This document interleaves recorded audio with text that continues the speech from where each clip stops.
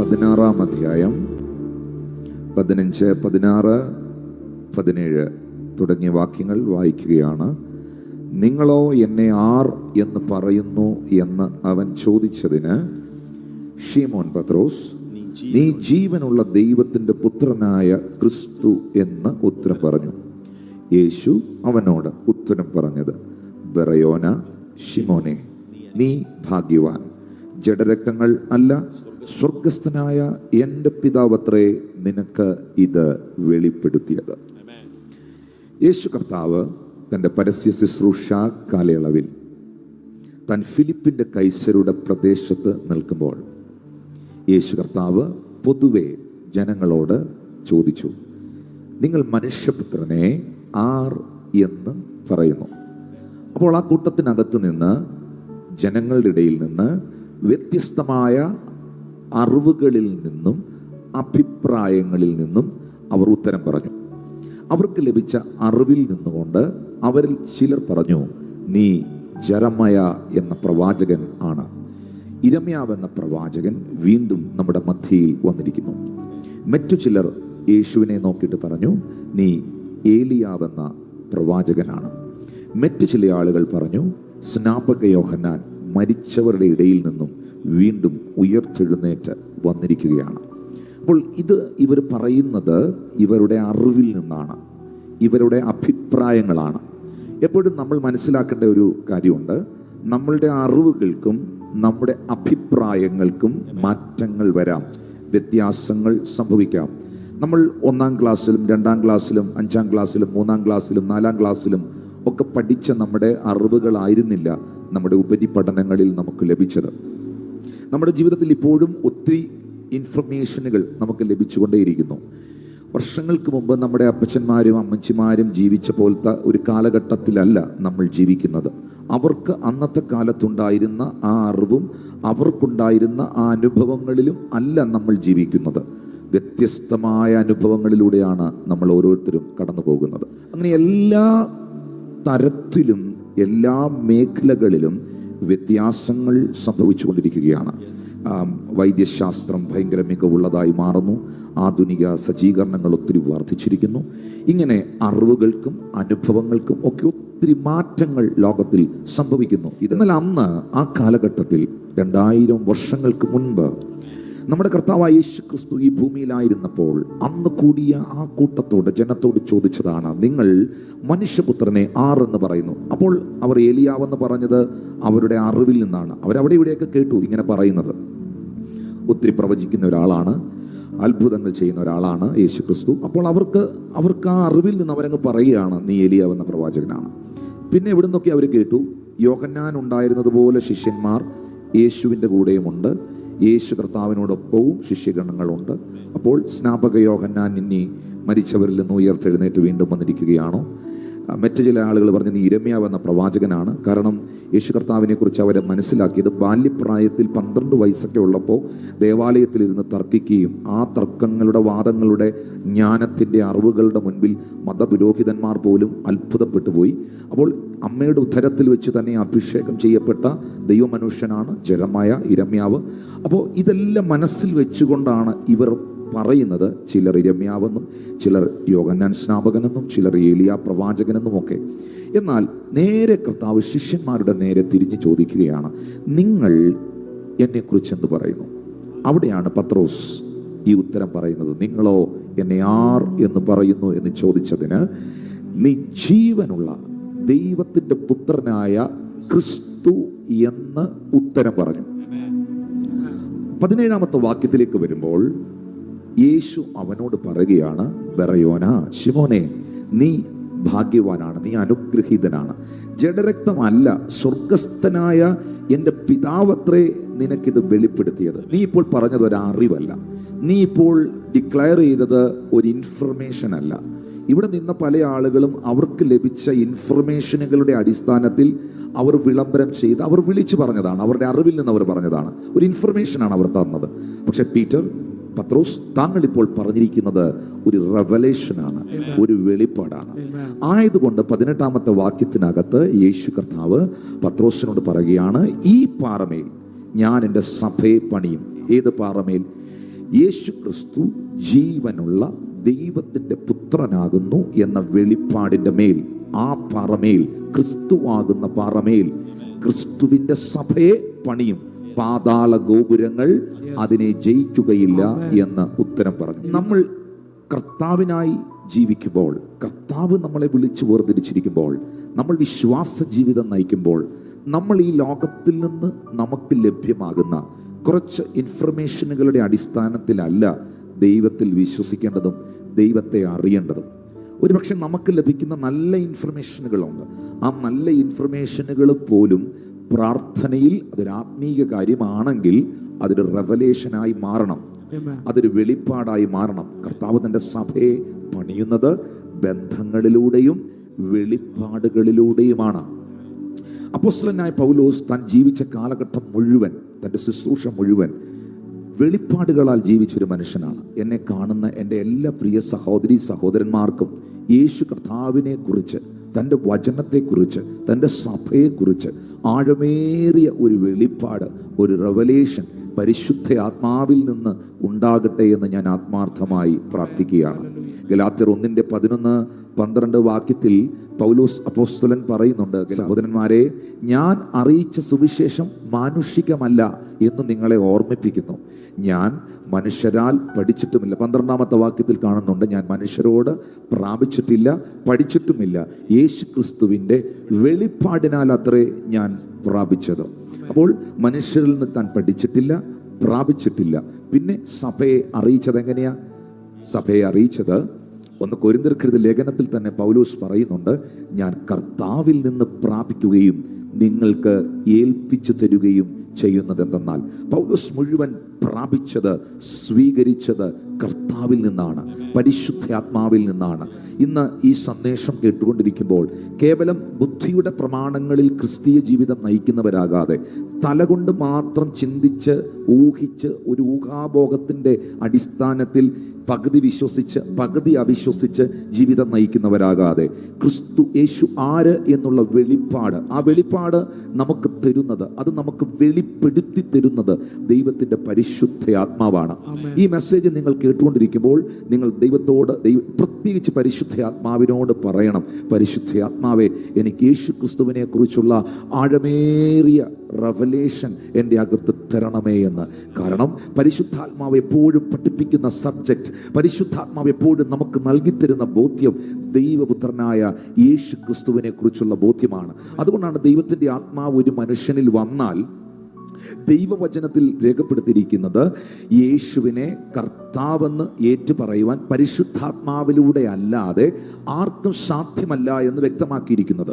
മറിയത്തിൻ്റെ മുകളിൽ പരിശുദ്ധ ആത്മാവ് നിഴലിട്ടപ്പോൾ, മറിയത്തിൻ്റെ മുകളിൽ പരിശുദ്ധ ആത്മാവ് വന്നപ്പോൾ, മറിയത്തിനകത്ത് ക്രിസ്തു ഉരുവായതുപോലെ നിങ്ങളുടെ മുകളിൽ പരിശുദ്ധ ആത്മാവ് കടന്നു വരുമ്പോൾ, നിങ്ങൾ പരിശുദ്ധ ആത്മാവിൽ നിറയപ്പെടുമ്പോൾ, നിങ്ങളുടെ ഹൃദയത്തിൽ, നിങ്ങളുടെ ആത്മമനുഷ്യനിൽ ക്രിസ്തു ജനിക്കുവാനും ക്രിസ്തു വളരുവാനും ഇടയായിത്തീരും. അതുകൊണ്ട് എപ്പോഴും പരിശുദ്ധ ആത്മാവ് നമുക്ക് വെളിപ്പെടുത്തി തരണം ആഴമായി ക്രിസ്തു ആരാണ്, തൻ്റെ വചനം എന്താണ്. കാരണം എല്ലാ പുസ്തകങ്ങളുടെയും പിറകിൽ ഒരു എഴുത്തുകാരനുണ്ട്. നിങ്ങൾ ഉപയോഗിക്കുന്ന എല്ലാ പുസ്തകങ്ങളുടെയും പിറകിൽ ഒരു എഴുത്തുകാരനുണ്ട്. ആ ഒരു പാട്ട് പുസ്തകം പോലും നിങ്ങളുടെ കയ്യിൽ നിങ്ങൾ ഉപയോഗിക്കുന്നുണ്ടെങ്കിൽ അതിനകത്ത് പാട്ട് എഴുതിയവരുണ്ട്, അത് ട്യൂൺ ചെയ്തവരുണ്ട്.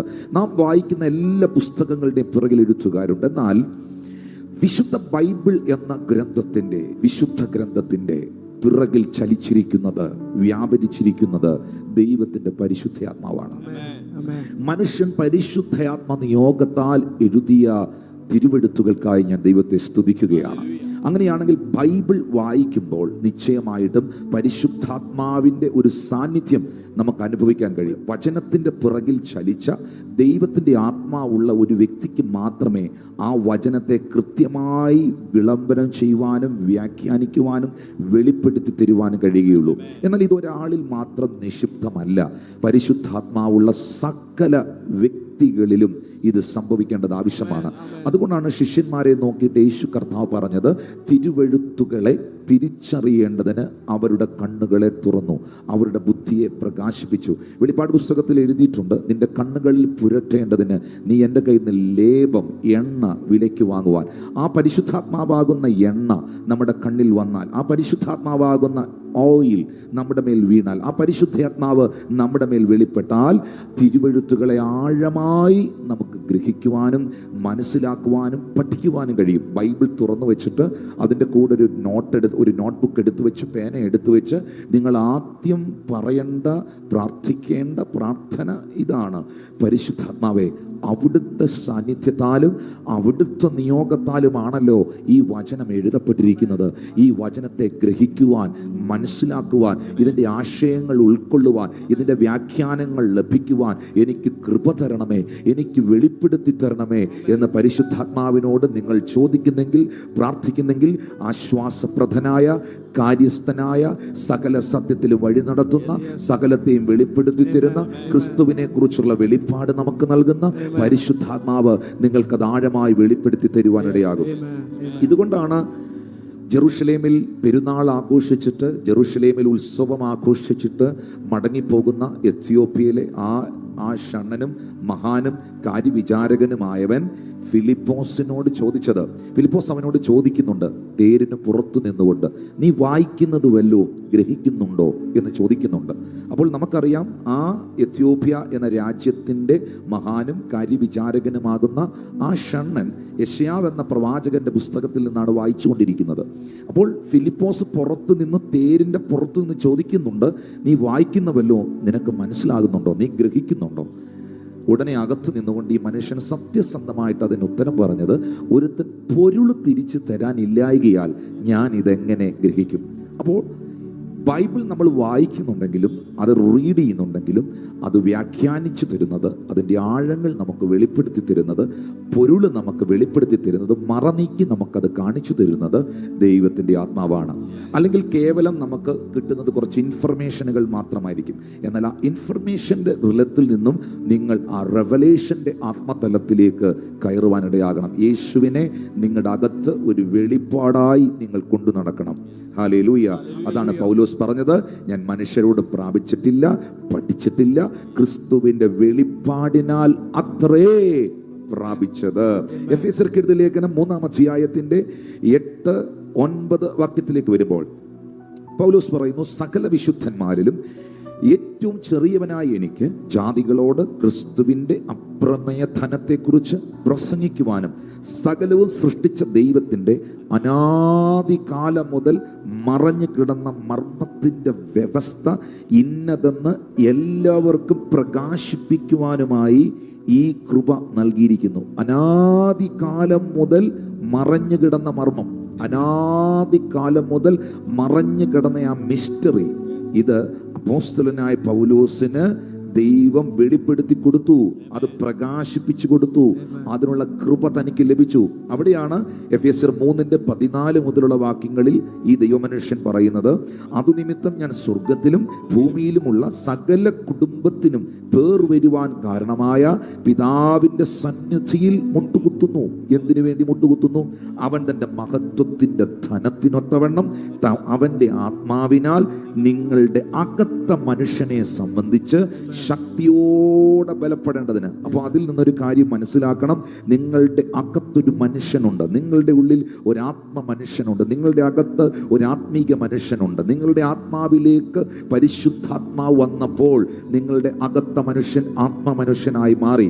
17-ാമത്തെ വാക്യത്തിൽ എഴുതിയിരിക്കുന്നു, ക്രിസ്തു വിശ്വാസത്തിൽ നിങ്ങളുടെ ഹൃദയത്തിൽ വസിക്കേണ്ടതിന് വരം നൽകണമെന്നും നിങ്ങൾ സ്നേഹത്തിനകത്ത് വേരൂന്നി അടിസ്ഥാനപ്പെട്ടവരായി വീതിയും നീളവും ഉയരവും ആഴവും എന്തെന്ന് സകല വിശുദ്ധന്മാരോടുകൂടെ ഗ്രഹിപ്പാനും പരിജ്ഞാനത്തെ കവിയുന്ന ക്രിസ്തുവിന്റെ സ്നേഹത്തെ അറിവാൻ പ്രാപ്തരാകുകയും ദൈവത്തിന്റെ എല്ലാ നിറവോളവും നിറഞ്ഞു വരികയും വേണമെന്ന് ഞാൻ പ്രാർത്ഥിക്കുന്നു. കുറഞ്ഞു പോകുകയല്ല, നിറഞ്ഞു വരണം. ഇന്ന് ഈ മെസ്സേജ് നിങ്ങൾ കേൾക്കുമ്പോൾ ക്രിസ്തുവിന്റെ എല്ലാ നിറവോളവും നിങ്ങൾ നിറഞ്ഞു വരണം. ക്രിസ്തുവിന്റെ സ്നേഹത്തെ അറിയാൻ നിങ്ങൾ പ്രാപ്തരാകണം. അതിൻ്റെ വീതി, അതിൻ്റെ നീളം, അതിൻ്റെ ഉയരം, അതിൻ്റെ ആഴം എന്തെന്ന് സകല വിശുദ്ധന്മാരോടുകൂടെ ഗ്രഹിക്കാൻ നിങ്ങൾക്ക് കഴിയണം. അവനുള്ള വിശ്വാസം നിങ്ങളുടെ ഹൃദയത്തിൽ വസിക്കണം. ആ സ്നേഹത്തിൽ നിങ്ങൾ അടിസ്ഥാനപ്പെടണം. ഇതിനെല്ലാം ആധാരമായിരിക്കുന്നത് പൗലോസ് അപ്പോസ്തലൻ പറയുന്നത്, സ്വർഗത്തിലും ഭൂമിയിലുമുള്ള സകല കുടുംബത്തിനും വേർവരുവാൻ കാരണമായ ദൈവസന്നിധിയിൽ മുട്ടുകുത്തി ഞാൻ പ്രാർത്ഥിക്കുന്ന പ്രാർത്ഥനയാണ്, ക്രിസ്തുവിനെ കുറിച്ചുള്ള വെളിപ്പാട്, ജ്ഞാനത്തിൻ്റെയും വെളിപ്പാടിൻ്റെയും ആത്മാവിനെ നിങ്ങളുടെ ഉള്ളിൽ തന്ന് നിങ്ങളുടെ ഹൃദയ ദൃഷ്ടി പ്രകാശിക്കണം.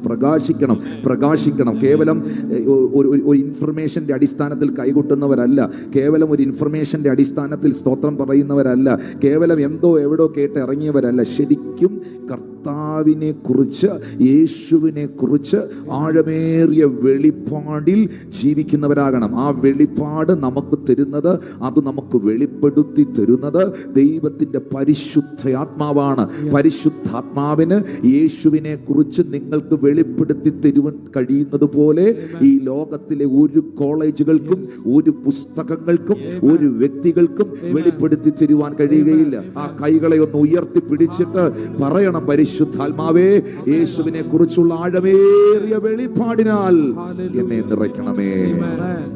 ഹല്ലേലൂയ. അങ്ങനെ സംഭവിക്കുമ്പോൾ 20-ാം വാക്യത്തിൽ എഴുതിയിരിക്കുകയാണ്, എന്നാൽ നാം ചോദിക്കുന്നതിലും നനയ്ക്കുന്നതിലും അത്യന്തപരമായി ചെയ്യുവാൻ നമ്മിൽ വ്യാപരിക്കുന്ന ശക്തിയാൽ കഴിയുന്നവന്. ഞാൻ തീർച്ചയായിട്ടും ഇങ്ങനെ വിശ്വസിക്കുന്നു, ക്രിസ്തുവിൻ്റെ എല്ലാ നിറവോളവും നിങ്ങൾ നിറഞ്ഞു വന്നാൽ, ക്രിസ്തുവിൻ്റെ സ്നേഹത്തിൽ നിങ്ങൾ വേരൂന്നിയാൽ, അവനുള്ള വിശ്വാസം നിങ്ങളിൽ വർദ്ധിച്ചാൽ, നിങ്ങൾക്ക് ചിന്തിക്കുവാൻ കഴിയുന്നതിനപ്പുറമായ നിലകളിൽ, നിങ്ങൾ ചോദിക്കുന്നതിലും നനയ്ക്കുന്നതിലും അപ്പുറമായി ഇരിക്കും. നമ്മളുടെ അകത്ത് ക്രിസ്തുവിലുള്ള വിശ്വാസമുണ്ടായാൽ, ഞാൻ പറഞ്ഞു കർത്താവ് സൗഖ്യം നൽകുന്നവനാണ്, യേശു സുഖപ്പെടുത്തുന്നവനാണ്. 2023 വർഷങ്ങൾക്ക് മുൻപ്, അല്ലെങ്കിൽ 2024 വർഷങ്ങൾക്ക് മുൻപ് ഗലീലയിലൂടെയും കപർന്നഹോമിലൂടെയും ഒക്കെ സഞ്ചരിച്ച് അന്ധന് കാഴ്ച കൊടുത്ത, ചെകിടന്റെ ചെവിയെ കേൾപ്പിച്ച, ഊമരെ സംസാരിപ്പിച്ച, മരിച്ചവരെ ഉയർപ്പിച്ച, കുഷ്ഠരോഗികളെ ശുദ്ധമാക്കിയ, മുടന്തന്മാരെ നടത്തിയ, 5 അപ്പവും 2 മീനും വർദ്ധിപ്പിച്ച, കടലിന്റെ മുകളിലൂടെ നടന്ന, കാറ്റിനെയും കടലിനെയും ശാന്തമാക്കിയ ഈ കർത്താവിന് കബറിലല്ല, കല്ലറയിലല്ല, ഒളിവിലല്ല, മോർച്ചറിയിലല്ല, ലീവിലല്ല, കണ്ണാടിപ്പെട്ടിക്കകത്തല്ല, ഈ കർത്താവ് ഇപ്പോൾ ഉയർത്തെഴുന്നേറ്റ് ഇന്നും ജീവിക്കുന്ന ദൈവമാണ്. യേശു കർത്താവ് ഇപ്പോഴും ജീവിക്കുന്ന കർത്താവാണ്. ആ വെളിപ്പാട് നിങ്ങളുടെ ഉള്ളിലുണ്ടെങ്കിൽ യേശു ഇപ്പോഴും ജീവിക്കുന്നു, യേശു ഇപ്പോഴും രോഗികളെ സൗഖ്യമാക്കുന്നു, യേശു ഇപ്പോഴും അത്ഭുതങ്ങളെ ചെയ്യുന്നു. ഈ വെളിപ്പാട് അതൊരു ബുദ്ധിയല്ല, അതൊരു ബുദ്ധി കൊണ്ട് ഇത് ചെയ്യാൻ കഴിയുകയില്ല. കാരണം പൗലോസ് അപ്പോസ്തലൻ തന്നെ പറയുന്നുണ്ട്, ഞങ്ങളുടെ ശുശ്രൂഷ ജ്ഞാനത്തിന്റെ വശീകരണ വാക്കുകൾ അല്ല, അടയാളങ്ങളുടെയും അത്ഭുതങ്ങളുടെയും പ്രദർശനമാണ്. ക്രൂശിന്റെ വചനം നശിച്ചു പോകുന്നവന് ഭോഷത്വമാണ്, എന്നാൽ രക്ഷിക്കപ്പെടുന്ന നിങ്ങൾക്കോ ഇത് ദൈവശക്തിയാണ്. ഇത് ബുദ്ധി കൊണ്ട് പിടിക്കാൻ പറ്റുന്നതല്ല. മനുഷ്യന്റെ ബുദ്ധി ദൈവത്തിന് മുമ്പിൽ ഭോഷത്വമെന്ന് ദൈവവചനത്തിൽ രേഖപ്പെടുത്തിയിട്ടുണ്ട്. നമ്മൾ മനസ്സിലാക്കണം പ്രിയപ്പെട്ടവരെ, നമ്മൾ എന്ത് വിശ്വസിക്കുന്നു, നമ്മുടെ അകത്ത് കർത്താവ് യേശുവിനെ കുറിച്ചുള്ള വെളിപ്പാടിന്റെ ആഴം എത്ര വലുതാണോ അത്രയും അധികം ദൈവശക്തി നമ്മിലൂടെ വ്യാപരിക്കുവാനിടയാകും. ഹല്ലേലൂയ. ഈ 2025 ഒരു വലിയ ഗ്രേറ്റ് ഗ്രേസ് നിങ്ങളെയും നിങ്ങളുടെ കുടുംബത്തെയും സറൗണ്ട് ചെയ്യട്ടെ എന്ന് ഞാൻ പ്രാർത്ഥിക്കുകയാണ്. കർത്താവിൻ്റെ വലിയ കൃപ നിങ്ങൾക്കുണ്ടാകട്ടെ. കാലം അതിൻ്റെ അന്ത്യത്തിലേക്കും ലോകം അതിൻ്റെ അവസാനത്തിലേക്കും പോകുകയാണ്. നമ്മുടെ കർത്താവായ യേശു ക്രിസ്തുവിൻ്റെ മടങ്ങിവരവ് അതിവേഗത്തിൽ സംഭവിക്കാൻ പോകുകയാണ്. സത്യമായിട്ടും കർത്താവിൻ്റെ വചനത്തിൽ യേശുവിൻ്റെ മടങ്ങി വരവിനോടുള്ള ബന്ധത്തിൽ താൻ പറഞ്ഞിരിക്കുന്ന ലക്ഷണങ്ങൾ ഒട്ടുമുക്കാലല്ല. ഒന്ന്, ഞാൻ കഴിഞ്ഞ ദിവസം പറഞ്ഞു, ഇനി അതിൽ എന്താ നടക്കാനുള്ളത്? എല്ലാം സംഭവിച്ചുകൊണ്ടിരിക്കുന്നു. രാജ്യത്തിൻ്റെ സുവിശേഷം ലോകത്തിൻ്റെ അറ്റത്തോളം അതിശക്തമായി വ്യാപിച്ചുകൊണ്ടിരിക്കുന്നു. ജാതിയോടും രാജ്യങ്ങളോടും എതിർത്തുകൊണ്ടിരിക്കുന്നു. ക്ഷാമങ്ങളും ഭൂചലനങ്ങളും സംഭവിച്ചുകൊണ്ടിരിക്കുന്നു. മഹാവ്യാധികൾ പൊട്ടിപ്പുറപ്പെട്ടുകൊണ്ടിരിക്കുന്നു. പാട്ടുകാരൻ പാടിയതുപോലെ വിശുദ്ധിയെ തികച്ചു നാം ഒരുങ്ങി നിൽക്കുക, പ്രിയൻ വരുവതിന് താമസമേറെയില്ല. ആമേൻ. യുദ്ധങ്ങൾ, ക്ഷാമങ്ങൾ, ഭൂകമ്പങ്ങൾ, പല വ്യാധികളാൽ ജനം നശിച്ചിടുന്നേ. രാജ്യങ്ങളോട് എതിർത്ത് തുടങ്ങിയല്ലോ, ഒരുങ്ങിയിടാം എന്ന് എഴുതിയിരിക്കുന്നത് പോലെ യേശുവിന്റെ മേഘപ്രത്യക്ഷതയ്ക്ക്, യേശുവിന്റെ മഹത്വ പ്രത്യക്ഷതയ്ക്ക്, കർത്താവിന്റെ മടങ്ങിവരവിന് ഇനി അധികം കാലമില്ല പ്രിയമുള്ളവരെ. ഹല്ലേലൂയ. നമ്മളൊക്കെ പ്രതീക്ഷിച്ച സമയത്തെക്കാളൊക്കെ മുൻപ് തന്നെ രക്ഷകന്റെ പാദം നമ്മളുടെ വീടുവാതിക്കൽ എത്തിയിരിക്കുകയാണ്. കർത്താവിന്റെ വരവേറ്റവും അടുത്തിരിക്കുകയാണ്. കർത്താവ് താൻ ഗംഭീരനാദത്തോടും പ്രധാന ദൂതന്റെ ശബ്ദത്തോടും ദൈവത്തിന്റെ കാഹളത്തോടും മധ്യാകാശത്തിൽ കടന്നു വരുവാൻ ആ നാളുകൾ ഇനി അതിവിദൂരമല്ല എന്ന് വിശ്വസിക്കുന്ന ദൈവമക്കൾ എന്നെ കേൾക്കുന്നുണ്ടെങ്കിൽ ദൈവത്തിനൊന്ന് സ്തോത്രം ചെയ്യാം. സത്യമായിട്ടും അതും ഒരു റെവലേഷനാണ്. ഇപ്പൊ യേശു മടങ്ങി വരും, കർത്താവ് രണ്ടാമത് വരും എന്ന് പറയുമ്പോഴും ചിലർ ചിരിക്കും, ചിലർ പരിഹസിക്കും. എന്നാൽ അതും അകത്തൊരു വെളിപ്പാടായി ലഭിച്ചവരുണ്ട്. നോഹയുടെ കാലത്ത് നോഹയുടെ ദൈവം പെട്ടകം ഉണ്ടാക്കാൻ പറഞ്ഞു. നോഹ പെട്ടകം ഉണ്ടാക്കി. മഴ പെയ്തിട്ടില്ലാത്ത കാലഘട്ടം, അതുവരെ ഭൂമിയിൽ മഴ പെയ്തിട്ടില്ല. ഈ ഫ്ലഡ്, വെള്ളപ്പൊക്കം എന്താണെന്ന് അവർ കണ്ടിട്ടില്ല. അങ്ങനൊരു കാര്യം ഉണ്ടായിട്ടില്ല. അങ്ങനൊരു കാര്യം ഉണ്ടാകാതിരിക്കെ, സംഭവിച്ചിട്ടില്ലാതിരിക്കെ, മഴയെന്ന് പറയുന്നൊരു കാര്യം ഉണ്ടാകാതിരിക്കെ, അങ്ങനൊരു കാര്യം ഇതുവരെ കണ്ടിട്ടില്ലാത്തൊരു സമൂഹത്തോട് നോഹ പറഞ്ഞു, മഴ പെയ്യാൻ പോവുകയാണ്, ഫ്ലഡ് വരാൻ പോവുകയാണ്, ഈ ഭൂമി പ്രളയത്താൽ നശിക്കാൻ പോവുകയാണ് എന്ന് ഒക്കെ വിളംബരം ചെയ്തപ്പോൾ, എല്ലാവരും പെട്ടകത്തിനകത്ത് കയറണം എന്നൊക്കെ വിളംബരം ചെയ്യുമ്പോൾ, പ്രിയമുള്ളവരെ, ഒറ്റ മക്കളുമാരും കയറാൻ തയ്യാറായില്ല. നോഹ തിരഞ്ഞെടുത്തതായ ആ മൃഗങ്ങൾ മാത്രം പെട്ടകത്തിൽ കയറി. പിന്നെ ആ കുടുംബവും 8 പേർ, മൊത്തത്തിൽ 8 പേർ. പെട്ടകത്തിന്റെ വാതിൽ യഹോവയാകുന്ന ദൈവം അടച്ചു. എന്നാൽ മനുഷ്യൻ മഴ എന്തുവാന്ന് അറിഞ്ഞുകൂടാത്തവൻ, വെള്ളപ്പൊക്കം കണ്ടിട്ടില്ലാത്തവൻ, ഇതൊക്കെ ചുമ്മാ പറയുന്ന കാര്യമാണെന്ന് ചിന്തിച്ച് നിൽക്കുമ്പോൾ അവൻ്റെ കാൽപാദങ്ങൾ നനഞ്ഞു, ആഴിയുടെ ഉറവകൾ തുറന്നു, ഭൂമിയിൽ വെള്ളം പൊങ്ങാൻ തുടങ്ങി. യഹോവയായ ദൈവം പെട്ടകത്തിൻ്റെ വാതിൽ അടച്ചു. പിന്നെ ആർക്കും പ്രവേശനം ഉണ്ടായില്ല. വലിയൊരു ന്യായവിധിയിലേക്ക് ഭൂമി കടന്നുപോയി. നമ്മൾ യേശു മടങ്ങി വരുമെന്നും കർത്താവ് മടങ്ങി വരുമെന്നും യേശു തൻ്റെ മക്കളെ ചേർക്കാൻ വീണ്ടും വരുമെന്നും ഒക്കെ പറയുമ്പോൾ ഇതൊക്കെ ചുമ്മാതാ പറയുന്നതെന്ന് ഒരുപക്ഷെ നിങ്ങൾ ചിന്തിക്കാം. ചുമ്മാതല്ല, ഇത് സത്യമാണ്. ബൈബിളിൽ എഴുതിയിരിക്കുന്ന ഓരോ പ്രവചനങ്ങളും ഓരോ കാര്യങ്ങളും അക്ഷരം പ്രതി ഇന്ന് സംഭവിച്ചുകൊണ്ടിരിക്കുകയാണ്. അക്ഷരം പ്രതി സംഭവിച്ചുകൊണ്ടിരിക്കുകയാണ്. അതുകൊണ്ട് നമുക്ക് വേണ്ടത് യേശുവിനെ കുറിച്ചുള്ള ആഴമേറിയ റെവലേഷനാണ്. യോഹന്നാന്റെ സുവിശേഷം 6-ാം അധ്യായത്തിലേക്ക് വരുമ്പോൾ 1 മുതൽ 10 വരെയുള്ള വാക്യങ്ങളിൽ, അനന്തരം യേശു തിബരിയാസ് എന്ന ഗലീല കടലിന്റെ അക്കരയ്ക്ക് പോയി. അവൻ രോഗികളിൽ ചെയ്യുന്ന അടയാളങ്ങളെ കണ്ടിട്ട് ഒരു വലിയ പുരുഷാരം അവന്റെ പിന്നാലെ ചെന്നു.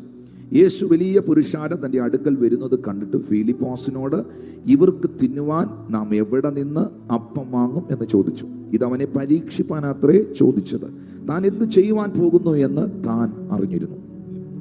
7-ാമത്തെ വാക്യത്തിനകത്ത് ഫിലിപ്പോസ് കർത്താവിനോട് പറയുന്നുണ്ട്, ഓരോരുത്തൻ അല്പം അല്പം ലഭിക്കേണ്ടതിന് 200 പണത്തിന് അപ്പം മതിയാകുകയില്ല എന്ന് ഉത്തരം പറഞ്ഞു. 8-9 വാക്യങ്ങളിൽ എഴുതിയിരിക്കുകയാണ്, ശിഷ്യന്മാരിൽ ഒരുത്തനായി ശീമോൻ പത്രോസിന്റെ സഹോദരനായ അന്ത്രയോസ് അവനോട്, ഇവിടെ ഒരു ബാലകനുണ്ട്, അവന്റെ പക്കൽ 5 യവത്തപ്പവും 2 മീനുമുണ്ട്, എങ്കിലും ഇത്ര പേർക്ക് അതെന്തുള്ളൂ എന്ന് പറഞ്ഞു. 10-ാമത്തെ വാക്യത്തിൽ എഴുതിയിരിക്കുന്നു, ആളുകളെ ഇരുത്തുവീൻ എന്ന് യേശു പറഞ്ഞു. ആ സ്ഥലത്ത് വളരെ പുല്ലുണ്ടായിരുന്നു, 5000-ഓളം പുരുഷന്മാർ ഇരുന്നു. ഇവിടെ നിങ്ങൾ മനസ്സിലാക്കേണ്ട ഒരു കാര്യം, യേശു കർത്താവ് തിബിരിയാസ് എന്ന കടൽക്കരയിൽ നിൽക്കുമ്പോൾ, രോഗികളെ സൗഖ്യപ്പെടുത്തുമ്പോൾ, ഇത് കണ്ടിട്ട് വലിയ പുരുഷാരം യേശുവിൻ്റെ അടുക്കൽ വന്നു. ആ പുരുഷാരം യേശുവിൻ്റെ അടുക്കൽ വരുന്നത് കണ്ടപ്പോൾ യേശു കർത്താവ് ഫിലിപ്പോസിനോട് പറയുകയാണ്, ഇവർക്കെല്ലാവർക്കും ഫുഡ് കൊടുക്കണം, ഇവർക്ക് എന്തെങ്കിലും ഭക്ഷിക്കാൻ കൊടുക്കണം. അപ്പോൾ ഫിലിപ്പോസ് തൻ്റെ ബുദ്ധി കൊണ്ട് ചിന്തിക്കുകയാണ്, തൻ്റെ ബുദ്ധി കൊണ്ട് കണക്ക് കൂട്ടുകയാണ്. ഓരോരുത്തന് അല്പം അല്പമെങ്കിലും, കുറച്ചെങ്കിലും, ഒരു 1/2 വയറിനെങ്കിലും കൊടുക്കണമെങ്കിൽ 200 പണത്തിന് അപ്പം മതിയാകില്ല എന്നുത്തരം പറഞ്ഞു. അപ്പോൾ ബുദ്ധി കൊണ്ട് സാഹചര്യത്തെ നോക്കി കണക്ക് കൂട്ടുന്ന ഒരു ഫിലിപ്പോസിനെ നിങ്ങൾക്ക് കാണാം. ജീവിതത്തിൻ്റെ മേഖലകളിൽ, സാഹചര്യങ്ങളിൽ ബുദ്ധികൾ കൊണ്ട് കണക്ക് കൂട്ടുന്നവരുണ്ട്. നമ്മുടെ കണക്ക് കൂട്ടലുകളൊക്കെ എല്ലായ്പ്പോഴും വിജയിച്ചു എന്ന് വരത്തില്ല പ്രിയപ്പെട്ടവരെ. നമ്മുടെ കണക്ക് കൂട്ടലുകൾ തെറ്റുന്നിടത്താണ് ദൈവത്തിൻ്റെ പദ്ധതികൾ നിറവേറുന്നത്. ശിഷ്യന്മാരിൽ ഒരുത്തനായ ശീമോൻ പത്രോസ് തൻ്റെ സഹോദരനായ അന്ത്രയോസിനോട് പറയുകയാണ്, അവനോട് പറയുകയാണ്, അന്ത്രയോസ് വന്നൊരു ഇൻഫർമേഷൻ കൊടുക്കുന്നു. എല്ലാവരും ഒന്ന് പറഞ്ഞ്, അന്ത്രയോസ് ഒരു ഇൻഫർമേഷൻ കൊടുത്തു. എന്താണ് അന്ത്രയോസ് കൊടുത്ത ഇൻഫർമേഷൻ? ഇവിടെ ഒരു ബാലകനുണ്ട്, അവൻ്റെ പക്കൽ 5 യവത്തപ്പവും 2 മീനും ഉണ്ട്. എന്നിട്ട് പുള്ളി തന്നെ പറയുന്നുണ്ട്, എങ്കിലും ഇത്ര പേർക്ക് അതെന്തുള്ളൂ. പക്ഷേ ഇത് കേട്ട ഉടനെ, അന്ത്രയോസ് കൊടുത്ത ഇൻഫർമേഷൻ കേട്ട ഉടനെ യേശു കർത്താവ് ആളുകളെ, ജനത്തെ ഇരുത്താൻ പറഞ്ഞു. പുരുഷന്മാർ മാത്രം 5000 പേരുണ്ടായിരുന്നു. സ്ത്രീകളുടെ എണ്ണം അവിടെ എഴുതിയിട്ടില്ല, കുട്ടികളുടെ എണ്ണം എഴുതിയിട്ടില്ല. ഒത്തിരി ആയിരങ്ങൾ ഉണ്ടായിരുന്നു എന്ന് കൂട്ടിക്കോ. ഇത്രയും ആയിരക്കണക്കിന് ജനങ്ങളുള്ള സ്ഥലത്ത് ഈ 5 അപ്പത്തിനും 2 മീനിനും എന്ത് പ്രസക്തിയാണുള്ളത്? അന്ത്രയോസ് ഇങ്ങനെ ഒരു ഇൻഫർമേഷൻ യേശുവിന് കൊടുക്കുമ്പോൾ എന്ത് കാരണം കൊണ്ടാണ് യേശു കർത്താവ് പുരുഷാരത്തോട് ഇരിക്കാൻ പറഞ്ഞത്? ഒരു സത്യം നമ്മൾ അവിടെ കാണുന്നു. അന്ത്രയോസ് കൊടുത്തത് ഇൻഫർമേഷനാണ്. 5 യവത്തപ്പവും 2 മീനും ഉള്ള ഒരു ബാലകൻ ഇവിടെ ഉണ്ട്.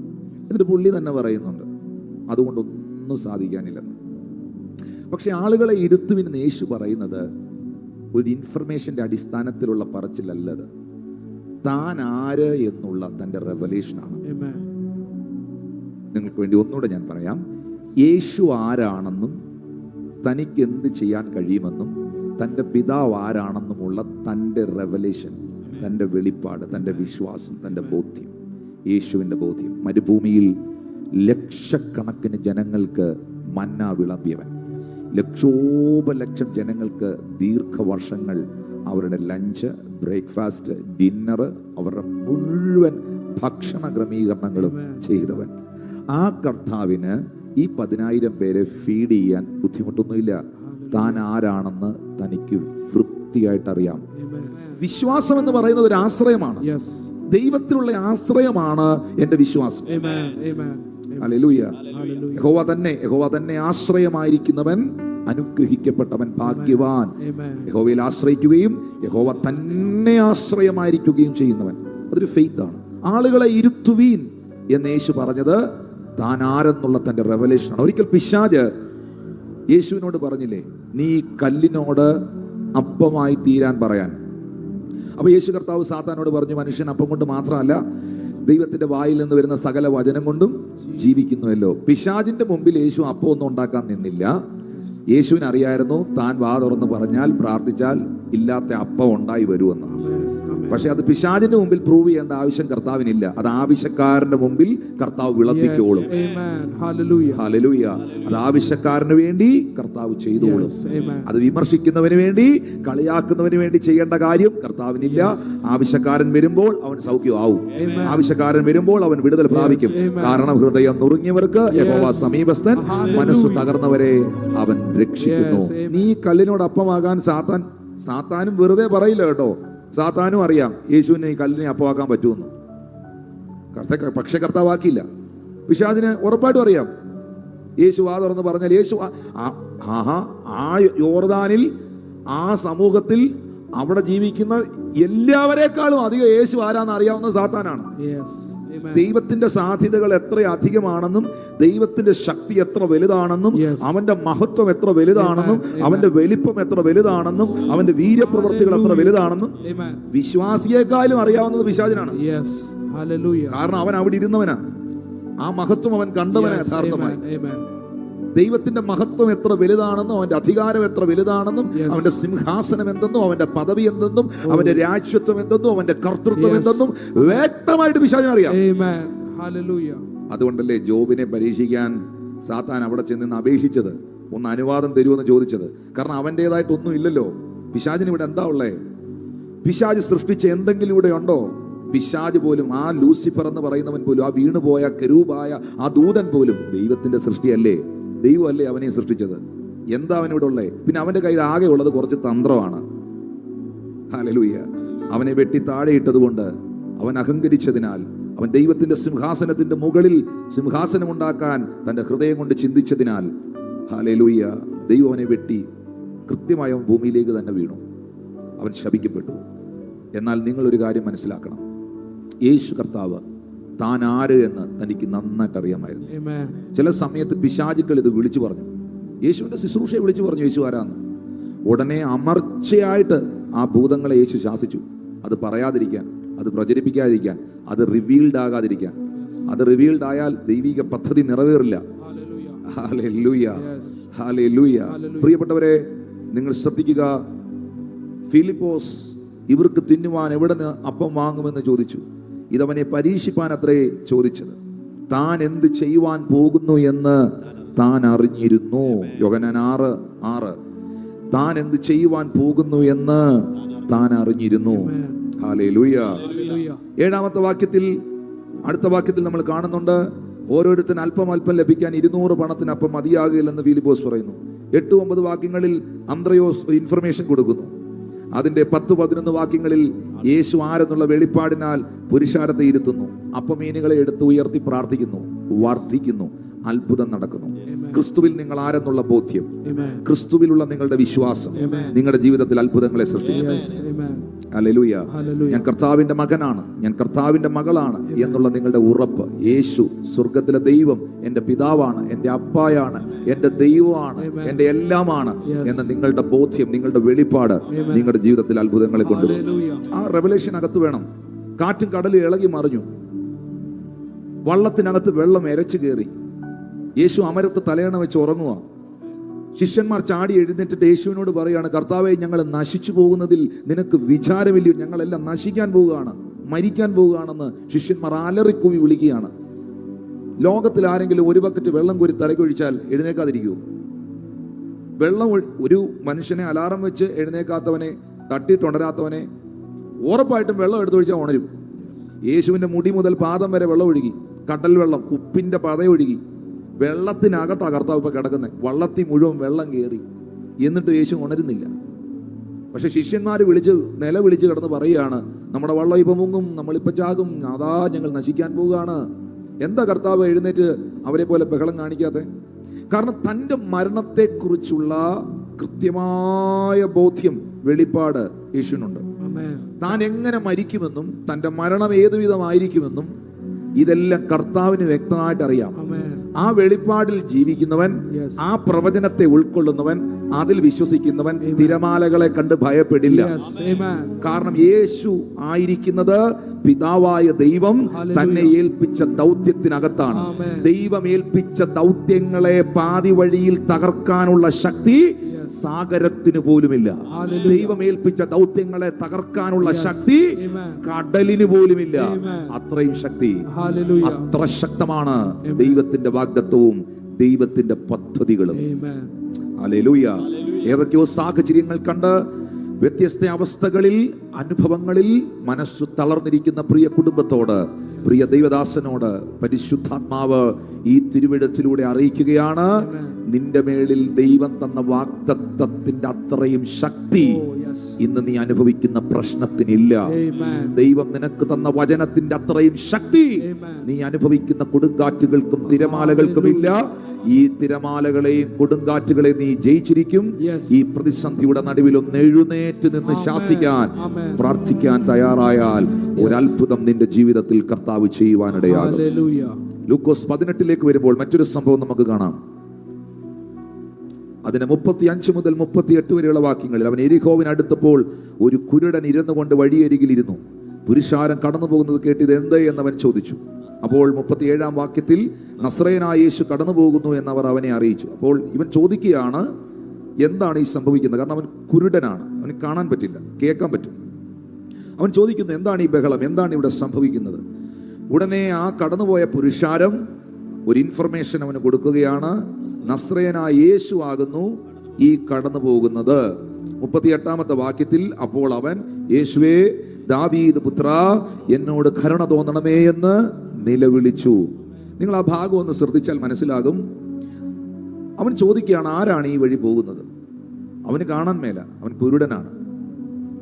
നാട്ടുകാർ, ആളുകൾ പറഞ്ഞു കൊടുത്തത് നസ്രയനായ യേശുവാണ് ഈ വഴി പോകുന്നത്. ശരിക്കും അവൻ എന്താണ് വിളിക്കേണ്ടത്? അവൻ ശരിക്കും വിളിക്കേണ്ടത്, അവർ പറഞ്ഞു കൊടുത്തത് തന്നെ അവൻ വിളിക്കേണ്ടത്. നസ്രയനായ യേശുവേ, എന്നോട് കരുണ തോന്നണമേ എന്നാണ് അവൻ വിളിക്കേണ്ടത്. പക്ഷെ അവൻ വിളിച്ചത് അങ്ങനെയല്ല. അവൻ വിളിച്ചത്, ദാവീദ് പുത്ര, യേശുവേ, എന്നോട് കരുണ തോന്നണമേ എന്നാണ്. യേശുവേ, ദാവീദ് പുത്ര എന്നവൻ വിളിച്ചത് മനുഷ്യർ കൊടുത്ത ഇൻഫർമേഷനുകളുടെ ബേസിലല്ല. യേശുവേ, ദാവീദ് പുത്ര എന്നവൻ വിളിച്ചത് അവന്റെ ഹൃദയത്തിൽ, അവന്റെ ആത്മാവിൽ, അവന്റെ സൗഖ്യത്തോടുള്ള ബന്ധത്തിൽ ഒരു വെളിപ്പാടായി കിടന്ന വചനമാണ് അവന്റെ അധരം കൊണ്ട് അവൻ പുറപ്പെടുവിച്ചത്. ഹല്ലേലൂയ. കാരണം അവന് വേണ്ടത് എന്താ? കാഴ്ചയാണ്. അവന് വേണ്ടത് എന്താ? കണ്ണിന്റെ സൗഖ്യമാണ്. അവനറിയാം കാഴ്ച കൊടുക്കുന്നത്, സൗഖ്യം കൊടുക്കുന്നത് ദാവീദ് ഗോത്രത്തിൽ നിന്ന് പുറപ്പെടുന്ന യെശയ്യാവിന്റെ പ്രവചന പുസ്തകം എടുക്കാവോ? 35-ാം അധ്യായത്തിന്റെ 3 മുതൽ 6 വരെയുള്ള വാക്യങ്ങളിൽ, തളർന്ന കൈകളെ ബലപ്പെടുത്തുവീൻ, കുഴഞ്ഞ മുഴങ്കാലുകളെ ഉറപ്പിപ്പീൻ, മനോഭീതിയുള്ളവരോട് ധൈര്യപ്പെടുവീൻ, ഭയപ്പെടേണ്ട, ഇതാ നിങ്ങളുടെ ദൈവം, പ്രതികാരവും ദൈവത്തിന്റെ പ്രതിഫലവും വരുന്നു, അവൻ വന്ന് നിങ്ങളെ രക്ഷിക്കുമെന്ന് പറവീൻ. അന്ന് കുരുടന്മാരുടെ കണ്ണ് തുറന്നു വരും, ചെകിടന്മാരുടെ ചെവി അടഞ്ഞിരിക്കുകയില്ല. അവൻ എവിടെ നിന്നാണ് കടന്നു വരുന്നത്? യെശയ്യാവിന്റെ പ്രവചന പുസ്തകം 22-ാം അധ്യായം 22-ാമത്തെ വാക്യം. ഞാൻ ദാവീദ് ഗൃഹത്തിന്റെ താക്കോൽ അവന്റെ തോളിൽ വെക്കും, അവൻ തുറന്നാൽ ആരും അടയ്ക്കുകയില്ല, അവൻ അടച്ചാൽ ആരും തുറക്കുകയില്ല. അപ്പോൾ തുറക്കുന്നവനും അടയ്ക്കുന്നവനും എവിടുന്നാണ് വരുന്നത്? ദാവീദിന്റെ ഗൃഹത്തിൽ നിന്ന്. നാട്ടുകാർ പറഞ്ഞു കൊടുത്തു നസറേനായ യേശു ആണെന്ന്. പക്ഷെ അവന് വേണ്ടത് അവന്റെ കണ്ണ് തുറക്കണം, അവന് സൗഖ്യം കിട്ടണം. അവനറിയാം നസറയത്തിൽ നിന്നല്ല സൗഖ്യം വരുന്നത്, ദാവീദിന്റെ ഗോത്രത്തിനകത്ത് നിന്ന്. അതുകൊണ്ട് ആ വെളിപ്പാടിൽ നിന്നുകൊണ്ടാണ് അവൻ പ്രാർത്ഥിക്കുന്നത്. പ്രാർത്ഥന എന്ന് പറയുന്നത് നമ്മുടെ ഉള്ളത്തിൽ നിന്ന്, നമ്മുടെ അകത്തു നിന്ന് വരേണ്ട ഒന്നാണ്, നമ്മുടെ ഹൃദയത്തിൽ നിന്ന് വരേണ്ട ഒന്നാണ്. ഒരാൾ പ്രാർത്ഥിച്ചത് അതുപോലെ നമ്മൾ അനുകരിച്ച് പ്രാർത്ഥിക്കുകയല്ല ശരിക്കും വേണ്ടത്. ഹല്ലേലൂയ. നമ്മൾ നമ്മുടെ ഹൃദയത്തിനകത്ത് നിന്ന് ദൈവത്തെ വിളിക്കണം. ചങ്ക് പൊട്ടി ഒത്തിരി ഒന്നും പ്രാർത്ഥിക്കാൻ പറ്റിയില്ലെങ്കിലും, മണിക്കൂറുകളൊന്നും പ്രാർത്ഥിക്കാൻ പറ്റിയില്ലെങ്കിലും, ഒത്തിരി ഒന്നും പ്രാർത്ഥിക്കാൻ പറ്റിയില്ലെങ്കിലും, ഒത്തിരി ഒന്നും സമയം എടുത്ത് പ്രാർത്ഥിക്കാൻ സാധിച്ചില്ലെങ്കിലും, ഹൃദയം ഒന്ന് തുറന്നൊന്ന് നിലവിളിച്ചാൽ കർത്താവ് അടുത്ത് വരും. നിങ്ങളോടാ സംസാരിക്കുന്നേ ദൈവത്തിന്റെ ആത്മാവ്. ദൈവം നിങ്ങളുടെ മുറിയിൽ വരും, ദൈവം നിങ്ങളുടെ ചർച്ചിൽ വരും, ദൈവം നിങ്ങളുടെ ആരാധനയിൽ വരും. ഒന്ന് വിളിച്ചേ കർത്താവിനെ, വാ തുറന്നൊന്ന് വിളിച്ച്. യെശയ്യാ 59:1 പറയുന്നു, രക്ഷിപ്പാതിരിപ്പാൻ അവന്റെ കരം കുറുകിയിട്ടില്ല, കേൾക്കാതിരിക്കുവാൻ അവന്റെ കാതുകൾ മന്ദമായിട്ടില്ല. യിരെമ്യാ 33:3 എഴുതിയിട്ടുണ്ട്, എന്നെ വിളിച്ചപേക്ഷിപ്പിൻ, ഞാൻ നിനക്ക് ഉത്തരം അരുളും, നീ അറിയാത്തതും മഹത്വായതും ഗോചരമായ കാര്യങ്ങളെ ഞാൻ നിനക്ക് വെളിപ്പെടുത്തി തരും. ലൂക്കോസ് സുവിശേഷം 18:7-8 എഴുതിയിട്ടുണ്ട്, ദൈവമോ തന്നോട് നിലവിളിക്കുന്ന വൃദ്ധന്മാരുടെ കാര്യത്തിൽ ദീർഘക്ഷമയുള്ളവനാകയാൽ വേഗത്തിൽ അവരെ പ്രതിക്രിയ നടത്തി രക്ഷിക്കും. ഇന്ന് ഹൃദയം തുറന്ന് വിളിക്കാൻ തയ്യാറാകണം. തിമായുടെ മകനായ ബർത്തിമായി വിളിച്ചത് നാട്ടുകാർ പറഞ്ഞുകൊടുത്ത ആ ഇൻഫർമേഷന്റെ ബേസിലല്ല. അവന്റെ നീഡ് എന്തായിരുന്നോ, അവന്റെ ആവശ്യം എന്തായിരുന്നോ, അതിന്റെ അടിസ്ഥാനത്തിലാണ് അവൻ യേശുവിനെ കണ്ടത്. അവനിപ്പോൾ യേശുവിനെ വേണ്ടത് അവന്റെ സൗഖ്യദായകനായിട്ടാണ്. ഹല്ലേലൂയ. മോശയോട് ദൈവം പറഞ്ഞില്ലേ, ഞാനാകുന്നവൻ ഞാനാകുന്നു എന്ന്. അതിന്റെ ഒരർത്ഥം ഇങ്ങനെയാണ്, ഞാൻ നിനക്ക് എന്താകണമോ ഞാൻ അതായിരിക്കും. ഞാൻ നിനക്ക് സൗഖ്യമില്ലേ, ഞാൻ നിന്റെ സൗഖ്യദായകനെന്ന് യേശു പറയുകയാണ്. നീ പാപിയാണോ, അവൻ നിന്റെ പാപത്തിന്റെ വിമോചകനാണ്. നീ എന്താഗ്രഹിക്കുന്നോ അവൻ നിനക്കതായി തീരുന്നു. ആ കരങ്ങളെ ഒന്ന് ജസ്റ്റ് ഒന്ന് ഉയർത്തിപ്പിടിച്ച് ഒരു നിമിഷം ഒന്ന് പ്രാർത്ഥിച്ച്. ചില പ്രത്യേക ആവശ്യങ്ങളുടെ നടുവിൽ, ചില പ്രത്യേക സാഹചര്യങ്ങളുടെ നടുവിലൂടെ നിങ്ങൾ കടന്നു പോവുകയായിരിക്കും. നിശ്ചയമായിട്ടും അതിനകത്ത് ഒരു അത്ഭുതം കർത്താവ് ചെയ്യും. ദാവീദ് പുത്ര എന്ന് വിളിച്ചത് അവനറിയാം. ദാവീദ് ഗോത്രത്തിൽ നിന്ന് കടന്നു വരുന്ന, ദാവീദിന്റെ പേരായിരിക്കുന്ന, ദാവീദിന്റെ പുത്രനായിരിക്കുന്ന, ദാവീദിന്റെ സിംഹാസനത്തിൽ ഇരിക്കുവാനുള്ള സൗഖ്യദായകനായവൻ, മശിഹായായവൻ യേശു ക്രിസ്തുവാണ്. അവന് മാത്രമേ എൻ്റെ കണ്ണുകളെ സുഖപ്പെടുത്താൻ കഴിയുകയുള്ളൂ. യേശു അവനെ അടുത്ത് വിളിച്ച് നിർത്തി ചോദിച്ചില്ലേ, ഞാൻ നിനക്ക് വേണ്ടി എന്ത് ചെയ്യണമെന്ന് നീ പറയാൻ? വേറൊന്നും പുള്ളി പറഞ്ഞില്ലല്ലോ. അവൻ പറഞ്ഞു തരുള്ളൂ, എനിക്ക് കാഴ്ച പ്രാപിക്കണം, എനിക്ക് കാഴ്ച പ്രാപിക്കണം, എനിക്ക് കാഴ്ച പ്രാപിക്കണം. യേശു അവനോട് കാഴ്ച പ്രാപിക്കാം, നിന്റെ വിശ്വാസം നിന്നെ രക്ഷിച്ചിരിക്കുന്നു. ആ വിളി ട്രാൻസ്ലേഷൻ പോലെ പറഞ്ഞ വിളിയല്ല. ആ വിളി വിശ്വാസത്തിൽ നിന്ന് വന്ന, വെളിപ്പാടിൽ നിന്ന് വന്ന ഒരു വിളിയായിരുന്നു. ഹല്ലേലൂയ. Thank you Jesus. ഈ യോഹന്നാന്റെ സുവിശേഷം 2-ാം അധ്യായത്തിലേക്ക് നമ്മൾ വരുമ്പോൾ അതിന്റെ 3 മുതലുള്ള വാക്യങ്ങളിൽ കാണുന്നുണ്ട്, 3-ാം നാൾ ഗലീലയിലെ കാനാവിൽ ഒരു കല്യാണം ഉണ്ടായി. യേശുവിനെയും ശിഷ്യന്മാരെയും കല്യാണത്തിന് ക്ഷണിച്ചു. വീഞ്ഞ് പോരാതെ വരികയാൽ യേശുവിൻ്റെ അമ്മ അവനോട് അവർക്ക് വീഞ്ഞില്ല എന്ന് പറഞ്ഞു. യേശു കർത്താവിൻ്റെ അമ്മയായ മറിയം യേശു കർത്താവിന് ഒരു ഇൻഫർമേഷൻ കൊടുക്കുകയാണ്, മോനെ വീഞ്ഞ് തീർന്നുപോയി, ഇവിടെ വീഞ്ഞില്ല. അപ്പോൾ ആ വീട്ടിൽ നിൽക്കുന്നതിൽ മറിയത്തിന് മാത്രമേ അപ്പോൾ അറിയുള്ളൂ യേശു ദൈവമാണെന്നും ദൈവപുത്രനാണെന്നും പരിശുദ്ധാത്മാവിൽ ജനിച്ചവനാണെന്നും സ്വർഗീയനാണെന്നുമുള്ള സത്യം ശിഷ്യന്മാർക്ക് പോലും അറിഞ്ഞുകൂടാ. കാരണം യോഹന്നാൻ 2:11 പറയുന്നുണ്ട്, ഈ കാനാവിലെ കല്യാണത്തിൽ പച്ചവെള്ളം വീഞ്ഞായതിനു ശേഷമാണ് അവൻ്റെ ശിഷ്യന്മാർ പോലും അവനെ വിശ്വസിച്ച് തുടങ്ങിയത്. അന്ന് ആ വീട്ടിൽ നിൽക്കുന്നതിൽ യേശു ആരെന്ന് അറിയാവുന്നത് മറിയത്തിന് മാത്രമാണ്. അതുകൊണ്ടാണ് മറിയം പരിഹാരകനായവന്റെ അരികിലേക്ക് പ്രശ്നം കൊണ്ടുവരുന്നത്. നിങ്ങളുടെ ജീവിതത്തിൽ ഒരു പ്രശ്നമുണ്ടോ? ആ പ്രശ്നം നാട്ടുകാരോടല്ല പറയേണ്ടത്, ആ പ്രശ്നം പരിഹാരകനായ ക്രിസ്തുവിനോട് പറയണം. നിങ്ങളുടെ ജീവിതത്തിലെ പ്രശ്നം പരിഹരിക്കാൻ കഴിവുള്ള കർത്താവിന്റെ മുൻപിലേക്ക് കൊണ്ടുവരണം. വൈദ്യശാസ്ത്രം കൈവിട്ടതായിരിക്കാം, മനുഷ്യൻ കൈവിട്ടതായിരിക്കാം, ഇനി ഒരിക്കലും അതിനകത്ത് എനിക്കൊരു ഉയർത്തെഴുന്നേൽപ്പ് മടങ്ങി വരവില്ല എന്ന് നിങ്ങൾ ചിന്തിക്കുന്നതായിരിക്കാം. ലാസറിനെ പോലെ നാറ്റം വെച്ച അവസ്ഥയായിരിക്കാം. പക്ഷേ യേശു കർത്താവിന്റെ കയ്യിലേക്ക് ആ ഫയൽ ഒന്ന് കൈമാറാൻ തയ്യാറായാൽ അത് അത്ഭുതമാക്കി മാറ്റും. പ്രശ്നത്തെ കൊണ്ടുവരേണ്ടത് പരിഹരിക്കുന്നവന്റെ മുൻപിലാണ്.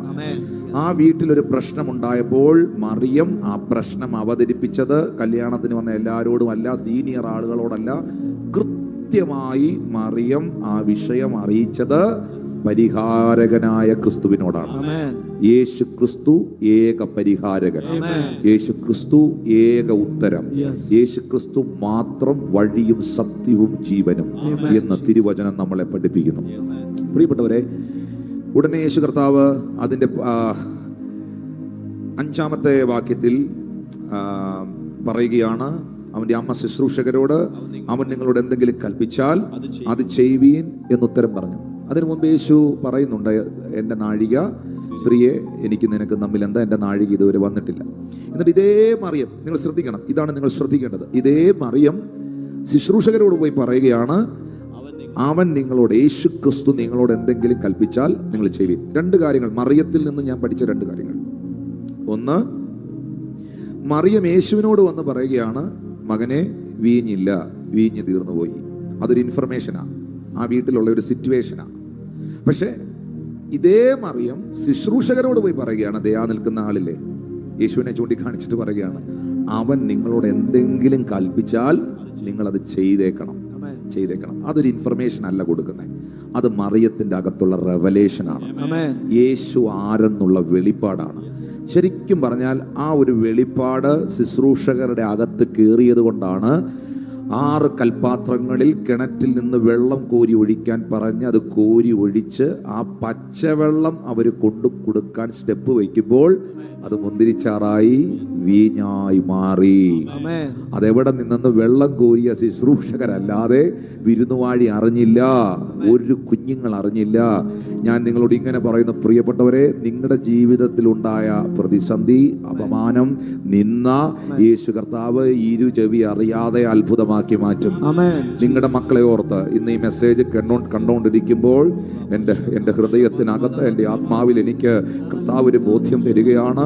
തലമുറകളെ ഓർത്ത്, അവരുടെ വിഷയമോർത്ത്, കുഞ്ഞിനെ ഓർത്ത്, അവരുടെ തലമുറയെ ഓർത്ത്, കർത്താവേ, നീ ഇതിനകത്തൊരു പ്രവൃത്തി ചെയ്തേ പറ്റൂ, ഇതെനിക്കൊരു അപമാനമാകരുത്, ഇതെനിക്കൊരു പ്രതിസന്ധി ആകരുത് എന്ന് പ്രാർത്ഥിക്കുന്ന ആ കുടുംബത്തിന്റെ മുകളിൽ ഇന്ന് രാത്രിയിൽ മഹത്വത്തിന്റെ കരം യേശുവിൻ നാമത്തിൽ വെളിപ്പെട്ടു വരട്ടെ. ഹല്ലേലൂയ. നിങ്ങളുടെ വീട്ടിൽ സംഭവിച്ച ആ പ്രതിസന്ധി, നിങ്ങളുടെ വീട്ടിൽ സംഭവിച്ച ആ വെല്ലുവിളി, നിങ്ങളുടെ വീട്ടിൽ സംഭവിച്ച ആ കുറവ് യേശു കർത്താവ് നിറവുകളാക്കി മാറ്റും. യേശു കർത്താവ് അത്ഭുതമാക്കി മാറ്റും. ഞാനിവിടെ പറഞ്ഞ വാക്കുകൾ നിങ്ങൾക്ക് എത്ര പേർക്ക് മനസ്സിലായി പ്രിയപ്പെട്ടവരെ? യേശു കർത്താവിന്റെ അടുക്കൽ അന്ത്രയോസ് ഒരു ഇൻഫർമേഷൻ കൊടുക്കുന്നു, ഇവിടെ ഒരു ബാലകനുണ്ട് എന്ന്. പക്ഷെ യേശു പുരുഷാരത്തോട് ഇരിക്കാൻ പറഞ്ഞത് 5 അപ്പവും 2 മീനും കൊണ്ട് എന്തെങ്കിലും നടക്കുമെന്ന് ചിന്തിച്ചല്ല. എനിക്കൊരു കാര്യം മനസ്സിലായത്, ശൂന്യതയിൽ നിന്ന്, ഇല്ലായ്മയിൽ നിന്ന് സകലത്തെയും ഉള്ളതുപോലെ വിളിച്ചു വരുത്താൻ കഴിവുള്ള കർത്താവിന് ശരിക്കും പറഞ്ഞാൽ ആ 5 അപ്പവും 2 മീനിന്റെ ആവശ്യമില്ല. അതില്ലെങ്കിലും കർത്താവിന് അത്ഭുതം ചെയ്യാൻ കഴിയും. കാരണം യെശയ്യാവ് പ്രവാചകന്റെ പുസ്തകത്തിൽ ദൈവം ചോദിക്കുന്നൊരു ചോദ്യമുണ്ട്, ഞാൻ ഈ ഭൂമിക്ക് അടിസ്ഥാനമിടുകയും ഞാൻ ഈ ഭൂമിയെ സൃഷ്ടിക്കുകയും ചെയ്തപ്പോൾ ആരെന്റെ കൂടെ ഉണ്ടായിരുന്നു, ആരെന്നോടൊപ്പം ഉണ്ടായിരുന്നു എന്ന് പറഞ്ഞാൽ ആരുടെയും സഹായം ഇല്ലാതെയാണ് ദൈവം സകലതും സൃഷ്ടിച്ചത്. ഹല്ലേലൂയ. നിശ്ചയമായിട്ടും ആ കർത്താവ് ഇന്നും ജീവിക്കുന്നു, ആ കർത്താവ് ഇന്നും അത്ഭുതങ്ങളെ ചെയ്യുന്നു. അന്ത്രയോസ്, ഫിലിപ്പോസ് യേശു കർത്താവിന്റെ മുമ്പിൽ ഇൻഫർമേഷൻ കൊടുക്കുമ്പോൾ അവന്റെ അകത്ത് താൻ ആരെന്നുള്ള വെളിപ്പാടുണ്ടായിരുന്നു. പുരുഷാരത്തോടിരിക്കാൻ പറഞ്ഞു. ദിമായുടെ മകനായ ബർത്തിമായി നാട്ടുകാർ മുഴുവൻ നസറയനായ യേശു എന്ന് പറഞ്ഞു കൊടുക്കുമ്പോൾ അവൻ അവൻ്റെ അകത്ത് സൗഖ്യമാക്കുന്നവൻ, അന്ധന്റെ കണ്ണ് തുറക്കുന്നവൻ, ദാവീദ് ഗോത്രത്തിൽ നിന്ന് വരുന്നവൻ എന്നുള്ള വെളിപ്പാടുണ്ടായിരുന്നു. അവൻ വിളിച്ചത്, ദാവീദ് പുത്രാ യേശുവേ, എന്നോട് കരുണയുണ്ടാകണമേ.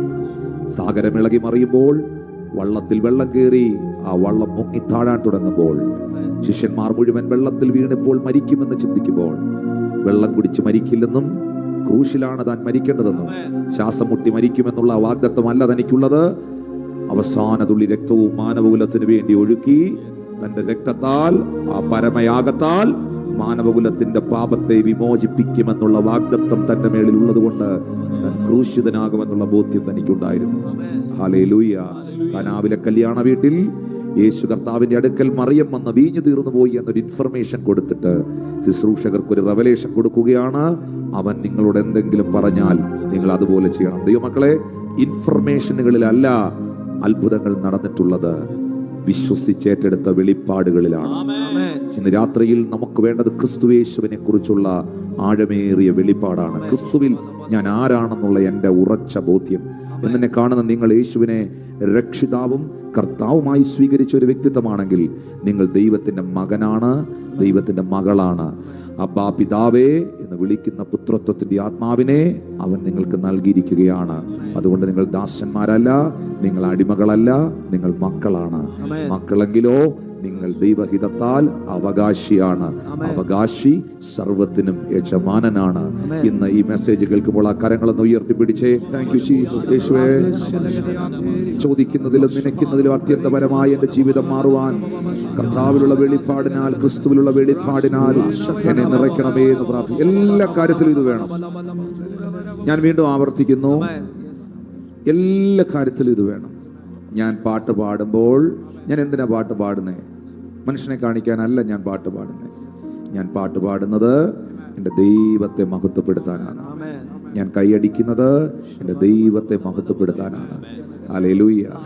ശരിക്കും ഈ ചില ആളുകൾ പറയുന്നുണ്ട് ദൈവത്തിന് വേണ്ടി, തൻ്റെ രാജ്യത്തിന് വേണ്ടി കൊടുക്കുന്നത് നമുക്കത് ഇരട്ടിയായി കിട്ടാനാണെന്ന്. അങ്ങനെയൊന്നും നിങ്ങൾ ചിന്തിക്കേണ്ട കാര്യമില്ല. അതിനൊന്നും അല്ല. എൻ്റെ ചിന്തയിൽ നമ്മുടെ ജീവിതം സകലവും അവനുള്ളതാണ്. എല്ലാം, നമ്മുടെ ആയുസ്, നമ്മുടെ ആരോഗ്യം, നമ്മുടെ ജീവിതം, നമ്മുടെ സമ്പത്ത്, നമ്മുടെ കുഞ്ഞുങ്ങൾ, നമ്മുടെ ഭവനം, നമ്മുടെ മേളിൽ ദൈവം തന്നിരിക്കുന്ന എൻ്റെ ശക്തിയും എൻ്റെ ബുദ്ധിയും, പാട്ടുകാരൻ പറഞ്ഞതുപോലെ നീ എനിക്ക് തന്നതൊക്കെയും സർവവും സകലവും കർത്താവിനുള്ളതാണ്. എല്ലാം കർത്താവിനുള്ളതാണ്. ഹല്ലേലൂയ. ആ ഒരു ബോധ്യത്തിൽ ദൈവത്തെ സ്തുതിക്കാൻ തുടങ്ങണം. ദൈവത്തെ സ്തുതിക്കാൻ തുടങ്ങണം. ഹല്ലേലൂയ. ഇന്ന് രാത്രി ഞാൻ നിങ്ങൾക്ക് വേണ്ടി ശുശ്രൂഷിക്കുമ്പോൾ എൻ്റെ അകത്ത് ഭയങ്കര വിശ്വാസമുണ്ട്. നിങ്ങളെ യേശു സൗഖ്യമാക്കും. നിങ്ങളുടെ ആവശ്യങ്ങളെ ദൈവം പരിഹരിക്കുമെന്ന്. ദൈവം നിങ്ങൾക്ക് വേണ്ടി അത്ഭുതങ്ങളെ ചെയ്യുമെന്ന്. ദൈവം നിങ്ങളെ മാനിക്കുമെന്ന്. ആ വിശ്വാസമില്ലാതെ ഞാൻ പ്രാർത്ഥിച്ചാൽ ഒന്നും സംഭവിക്കില്ല. നിങ്ങളും എൻ്റെ കൂടെ വിശ്വസിക്കണം. അവിശ്വസിക്കാൻ വളരെ എളുപ്പമാണ്. അവിശ്വസിക്കാൻ ഒന്നാമതേ പിശാച് പുറത്തു നിന്ന് നിങ്ങളെ അവിശ്വസിപ്പിക്കാൻ ശ്രമിക്കുന്നുണ്ട്. പക്ഷേ മറുഭാഗത്ത് വിശ്വസിക്കുക എന്ന് പറയുന്നത് ദൈവത്തോടുള്ളൊരു ബന്ധമാണ്, ഒരു ആശ്രയമാണ്. ആ ആശ്രയം ഒരു ഉറപ്പാണ്. എബ്രായർക്കെഴുതിയ ലേഖനത്തിൽ എഴുതിയിരിക്കുന്ന പോലെ ആ ആശ്രയം, ആ വിശ്വാസം എന്ന് പറയുന്നത് ഒരു നങ്കൂരമാണ്. നങ്കൂരം എന്ന് പറഞ്ഞാൽ ഒരു കപ്പൽ വന്നൊരു തീരത്ത് അടുക്കുമ്പോൾ നങ്കൂരം ഇടുന്നത് അത് ഒലയാതിരിക്കാനാണ്. നിങ്ങൾ ഒലയാതിരിക്കണമെങ്കിൽ, ഇളകാതിരിക്കണമെങ്കിൽ ആ ഒരു വലിയ ആശ്രയം, ആ വലിയ പ്രത്യാശ, ആ വലിയ ഉറപ്പ് നിങ്ങളുടെ അകത്ത് വേണം. മറിയത്തെ പോലെ, മറിയത്തിനെ അറിയത്തുള്ളായിരുന്നു ആ വീട്ടിനകത്ത് യേശു ആരാണ്. അതുകൊണ്ടാണ് മറിയം കൺഫേംഡ് ആയിട്ട് പറഞ്ഞേ, അവൻ നിങ്ങളോട് എന്തെങ്കിലും പറഞ്ഞ നിങ്ങൾ അത് ചെയ്തേക്കണം.